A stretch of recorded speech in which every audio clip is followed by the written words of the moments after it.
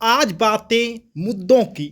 पहला मुद्दा, अभी तक 146 एमपीज को, सांसदों को लोकसभा से सस्पेंड कर दिया गया है। तो यह स्टेप कहां तक तार्किक है और इसका क्या इम्पैक्ट पड़ने वाला है, खास तौर से डेमोक्रेसी पर और पॉलिसी मेकिंग पर, क्योंकि ये सांसद जो हैं पॉलिसी मेकिंग का काम करते हैं। और अगर 146 सांसद जो हैं, जो कि एक बहुत ही बड़ी संख्या है तथा ऐतिहासिक रूप में अभी तक इस तरह के स्टेप्स नहीं लिए गए थे, तो ऐसे में पॉलिसी मेकिंग का काम कहां तक बाधित होगा, उसकी गुणवत्ता कहां तक बाधित हो जाएगी, इस पर बात करने की आवश्यकता है।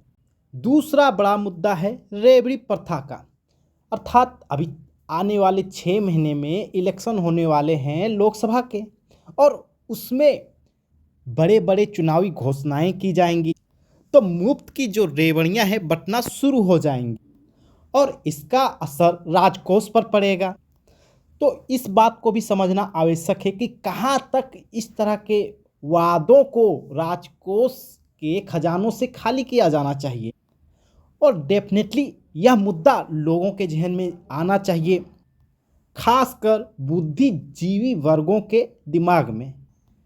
तीसरा बड़ा मुद्दा एक पॉलिसी हेस्ट के बारे में आता है। कई बार हम लोग देख रहे हैं कि कई सारे बिल्स जो हैं लोकसभा में, राज्यसभा में प्रस्तुत तो किए जाते हैं, लेकिन उसे फिर बाद में खींच लिए जाते हैं और फिर से दोबारा प्रस्तुत किए जाते हैं। एग्जाम्पल के तौर पर पर्सनल डेटा प्रोटेक्शन एक्ट की बात की जाए तो उसमें बहुत सारी खामियां आ गई थी, उसे फिर खींचा गया, फिर नया बिल प्रस्तुत किया गया और फिर उसे पास किया गया।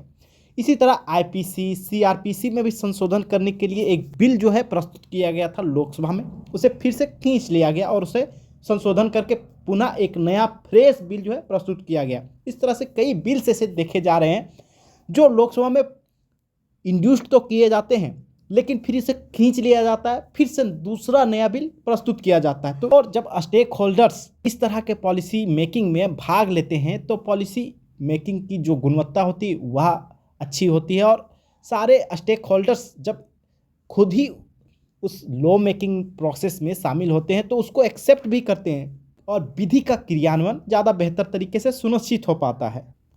नेक्स्ट मुद्दा भी बड़ा मुद्दा है वॉर का। देख रहे हैं कि जनरली 2 देश, एक इजराइल गाजा और दूसरा रूस यूक्रेन में युद्ध चल रहा है, लेकिन उसका प्रभाव पूरा वैश्विक रूप में हमें देखने को मिल रही है।